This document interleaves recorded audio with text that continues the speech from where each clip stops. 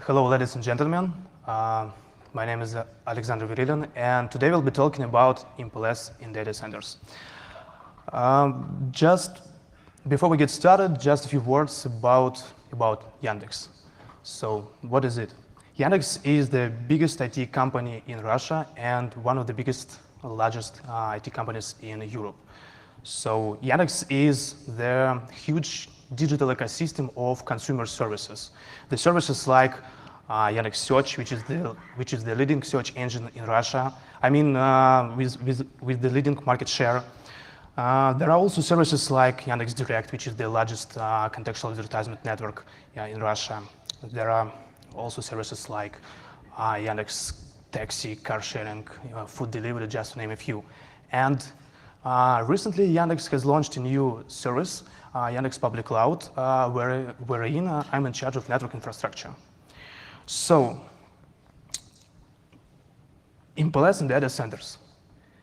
MPLS in data centers, I know that sounds slightly untypical and extraordinary.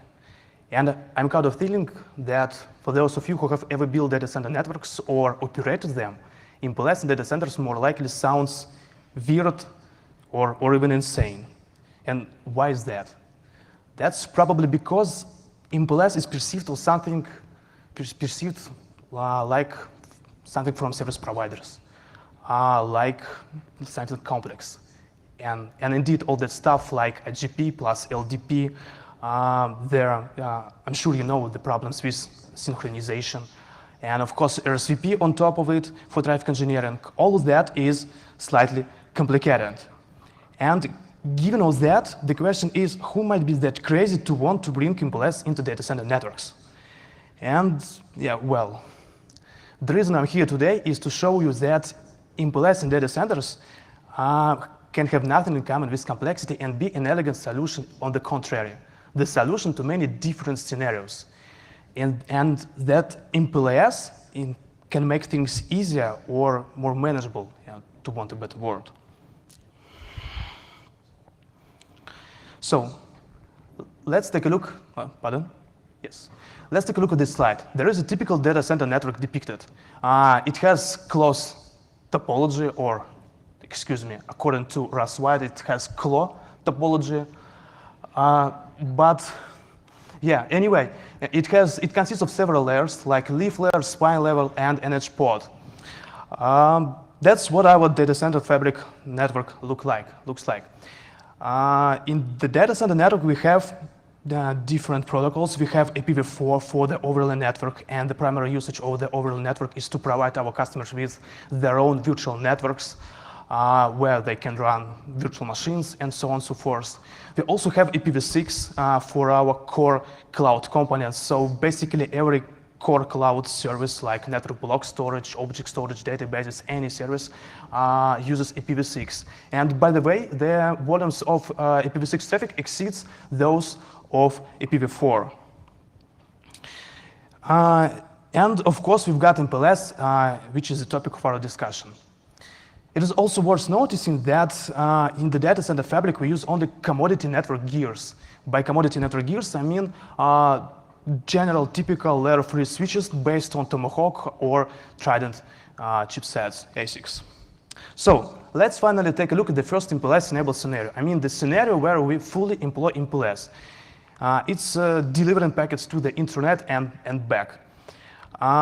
So when a client's virtual machine sends a packet to the internet, the packet passes the overlay network and enters Cloud Gateway. Cloud Gateway is a special network appliance which bridges the gap between the overlay and underlay networks. Cloud Gateway receiving the packet and with the help of route reflector knows what a particular border router it needs to send the packet to. So it imposes a transport label and sends the packet to the fabric. Fabric, I mean those commodity network gears, perform trivial swap operation until the packet enters, until the packet gets the edge of the data center network.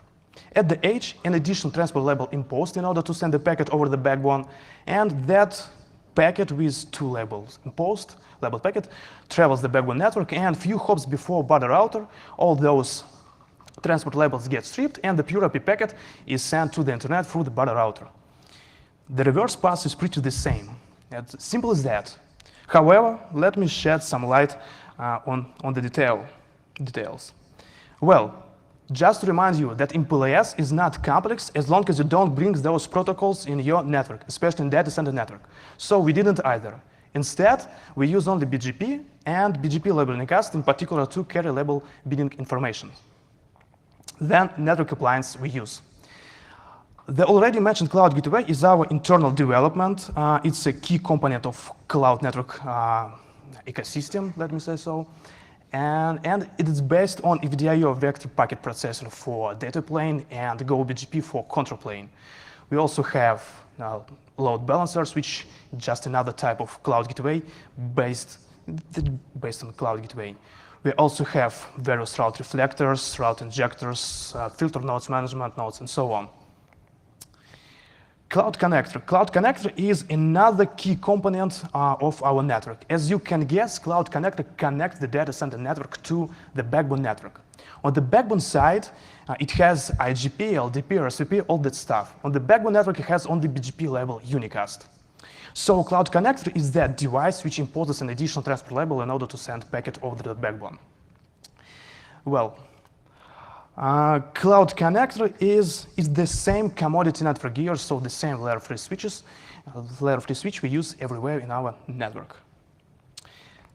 Couple words about the backbone network. So that's a typical region depicted. Our backbone network interconnects availability zones and points of presence. Availability zones are our data centers housing thousands of servers, and points of presence, the special technical sites with only network equipment.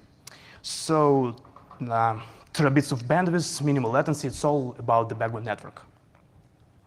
And now how routing information is distributed. It's slightly messy site, but yeah, I hope it's readable though.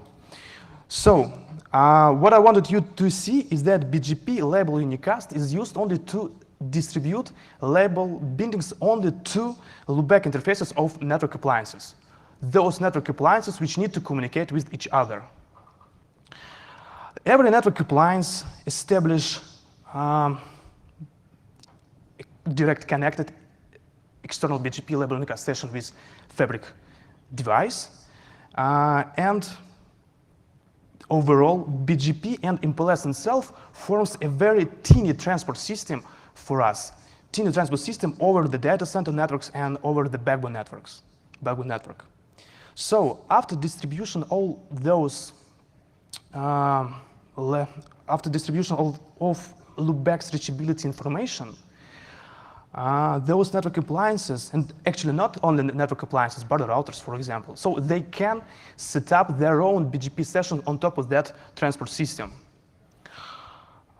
and exchange their own routing information, and then send whatever type of traffic they want. It might be pure IPv4, pure IPv6, or even MPLS. So it doesn't matter. That sort of flexibility which MPLS gives us is very appealing. What is also important, that's all keeping the network beneath absolutely unaware of any of that. Moreover, the beauty of MPLS is that we can seamlessly integrate into the backbone network. So a teeny data plane, just a stack of labels, and very simple, minimalistic control plane BGP with minimum amounts of loopback announces, and very, very little state in the network. And speaking of state, there is actually no additional state in the backbone network because of Cloud Connector. Cloud Connector, with the help of label unicast route reflector, in this case, imposes that additional transport labels. Well, I hope you more or less familiar with the key idea, and let me show you some MPLS-enabled scenarios to go on. Now we can, in such cool way, deliver packets to the internet and back, but that's not enough for our customers. They want more, and they ask for some sort of disaster recovery. And the best way to do it is to deploy virtual machines in every availability zone, and the regional level load balancer helps us to deliver traffic to them. The idea is pretty trivial. We set up load balancer nodes in every availability zone, and those load balancer nodes start announcing any cast routes to body routers. Then body routers evenly distribute balance incoming from the internet traffic over those availability zones over load balancer nodes. And now if a customer's virtual machine happened to die in one availability zone, that's not a problem anymore because load balancer node just withdraw those unicast announces and that's all. So traffic is distributed to the other availability zones. But what if a load balancer node dies? That's a problem. That's a problem because every load balancer node represents itself a next hop entry in body routers for those unicast routes. And if body routers are not consistent hashing capable, and they are not in our case, removing just one entry, just one next hop entry, leads to all flows to be rehashed. And for example, TCP sessions get redirected to wrong destination and eventually dropped. So the failure only one load balancer node in one availability zone affects all the traffic in the whole region. That's quite a big problem. What can we do about that? Hopefully, like many problems, this one can be solved by adding more layers. So we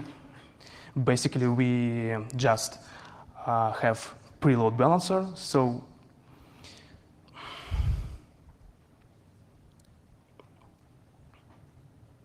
yes, more layers. We put additional box in the middle.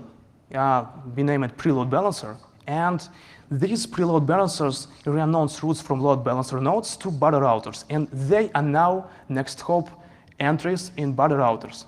Unlike load balancers, which are under development and constantly receive updates, sometimes failures or reboots, preload balancer stays almost untouched.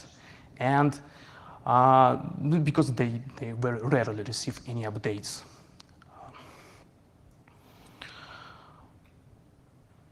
These preload balancers keeps the next hop list on body routers very stable. So now what happens in availability zone A stays in availability zone A. So that's not disrupts all the traffic anymore in the whole region. So the other zones are unaffected, and even more. Load balancer nodes are consistent hashing capable within the region. And so even the failure of one load balancer node in one availability zone never disrupts traffic anymore. And now you may ask me, how is this all relevant to MPLS? And the answer is that because of MPLS, we was able to put this preload balancer node somewhere in HPod and forget about them. And MPLS does the rest job. I mean, MPLS interconnects all those preload balancers and load balancers. The cool thing is that we changed entirely nothing on the fabric to support this scenario. So this problem showed up very just all of a sudden, and we was able to quickly address it. Well, let's take a look on the next MPLS enabled scenario. Cloud market in Russia is still emerging. We receive new customer requirements on a daily basis.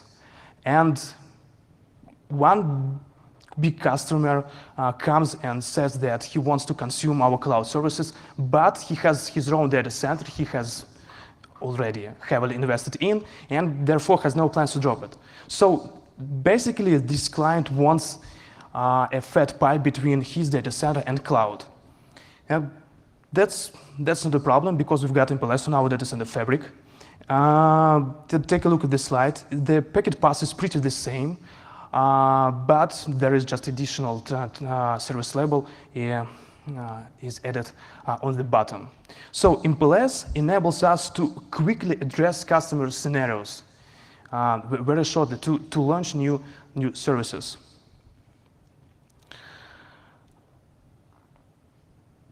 bare metal case.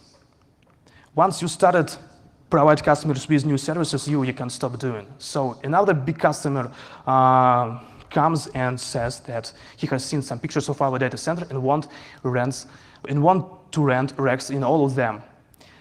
And that's not the whole story. This customer also wants to consume cloud services, and as a cherry on the cake, he has his own data center, and he wants to interconnect all of that. So to interconnect those racks, cloud, and his own data center. We turned some leaf switches into PE routers in terms of MPLS, and here we go. So those leaf switches, now PE routers, encapsulate client's traffic into MPLS, send it to the fabric, and the packets delivered to cloud gateway if they need to get to the overland network, or to border router if they need to get to customer on-premise data center. So turning some switches into PE routers was the only we needed to do to provide our customers with this scenario. The rest in the network remained absolutely untouched. So this is just another example how MPLS enables us to quickly launch and deliver services. So apparently that's the picture the customer has seen. You can see our typical data center point of delivery. Yandex builds its own data centers, and I mean from greenfield, and that's just a zoomed picture of server rack. And by showing all of this, I want to show you another great approach we've been able to take because of MPLS now that's on Fabric. This concept, eat your own dog food or dog fooding. What is this concept about? We are true believers in this concept, and basically this concept means that you should consume the same product, you should yourself consume the same product or infrastructure in our case you provide your customers with.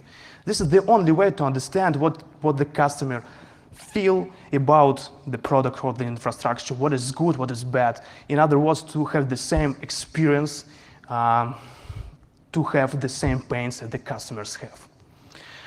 And I tried to depict a typical rack layout in the data center. It's quite schematic, but can provide the basic idea.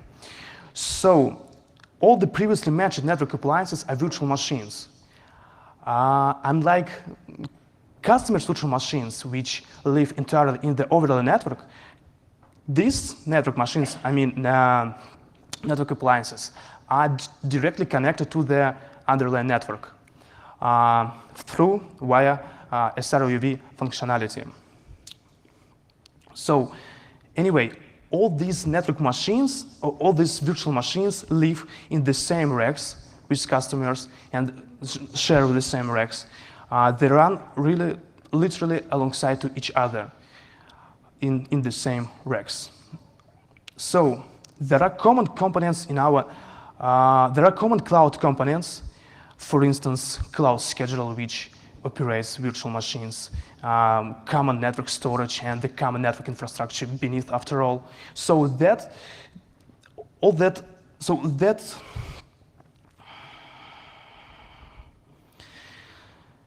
all that leads to, all that infrastructure sharing, common infrastructure sharing, or reusage of the common components lowers our costs. And all that leads to, firstly, our customers benefit from the reliable infrastructure because we intend to keep our infrastructure reliable in order to be able to run our own critical network appliances. And the second, as a result, our infrastructure is so reliable, so we don't need to run our network appliances somewhere else, but in the same infrastructure. So we don't build any additional parallel infrastructure to run our network appliances. That lowers our CapEx. And we don't need to, there is no need to treat our network appliances in any special way, and that lowers our maintenance and OPEX eventually. And because of MPLS, now that it's in the fabric, we can run network appliances wherever we want, and MPLS simply interconnects them. We are not limited by the size, for instance, edge port, where typically network-related stuff are located. So appliances run in points of delivery. And what is also nice that we can easily scale network appliances, scale them out whenever we need it, when another workloads come. So we can scale them because they're a regular virtual machine. That's pretty useful. And now about some bugs we have encountered. So everything wasn't that shiny. We had some bugs Actually, we had a lot of bugs in data plane. We had a lot of bugs in control plane. And I want to show you some. So take a look at this slide. What's wrong with this MPLS header? It's wrong because it shouldn't be there, actually, because it's implicit now. So many of you who code on Python knows that explicit null is better than implicit, and apparently our vendor thinks the same way. So implicit null is broken. That's not a problem. We don't give up that easily. Let's try explicit null. But it didn't work, and I think that piece of hardware just takes a wrong offset, and normal packets turn into garbage. Anyway, those bugs were solved, just to show you. And in the conclusion, so I could have had just only that slide in my presentation, because this quote from amazing book Navigating Network Complexity perfectly explains the key idea. But then I decided I needed more pictures, more examples, so my presentation to be accepted. Anyway, despite all the preconceptions, we chose MPLS because it's fully addressed our needs. And MPLS simplified our data center network. MPLS is not complex, especially the way we use it, but very powerful. And the last before the launch, there are talks or rumors that MPLS is dying, already dead. It's not. MPLS lives and prospers, and I hope it will. So thank you very much for your attention, and yeah, if you've got any question, I'm at your disposal.